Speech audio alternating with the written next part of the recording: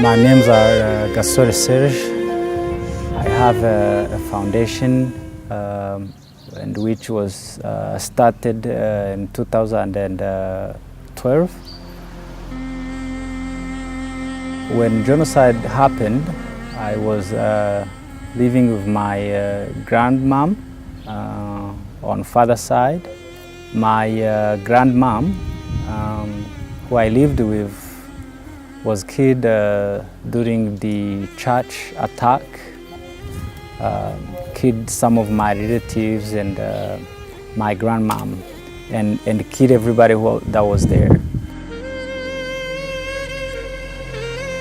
When I was in school, about my junior year, I started thinking about other kids who are perhaps living exactly the same life I lived when I was young, and I figured for me to be able to give back to my country and my fellow Rwandans was to find a better way to serve them.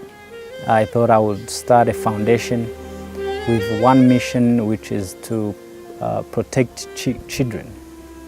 And from there, I started providing health insurance, and immediately after I started a childhood development program, I realized that all the kids who would come to our program would be sick most of the time. So that's how we ended up starting a clinic as well, because we didn't feel comfortable having kids going to seek for treatment in other places. So that's why we started a clinic. We also thought about youth, and that's when we started a youth empowerment program.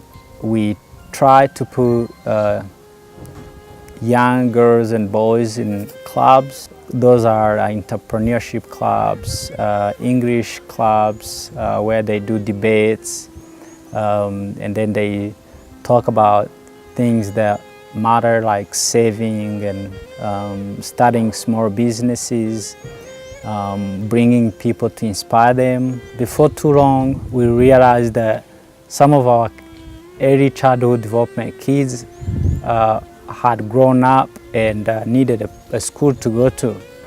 We didn't feel comfortable sending them to another school, so that's how we started a primary school, which is called Rwanda Children Christian School.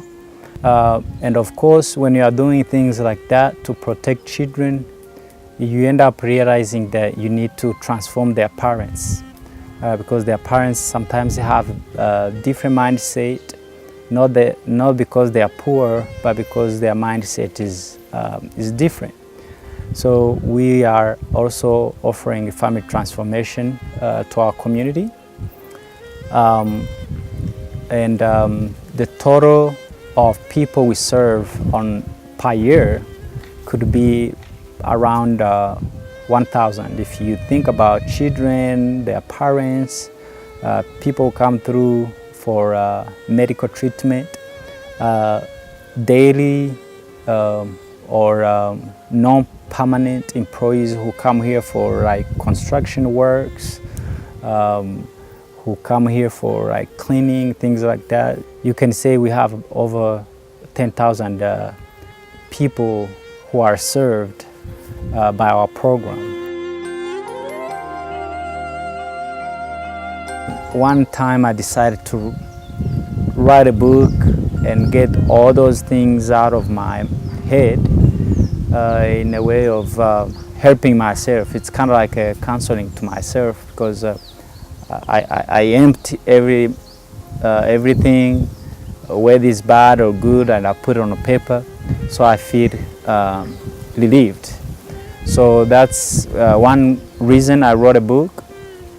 The second reason was because that time I had 2 kids, and I did not want my kids to have to go read what happened to me somewhere else. I wanted to have a book where they can go and read about my life story. The other push to write a book was to give idea people who denied the genocide against Tutsi and prove them that genocide against Tutsi happened and was prepared.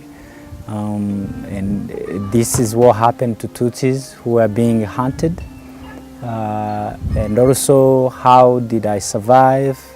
For some reason, I thought that would be an inspiration too, because I thought maybe people who read the book will be inspired, especially when people are in hard times and they feel like it's over. So those were reasons that I wrote my book. Among several projects I do, I can't forget any project that has to do with running. So that's why I started a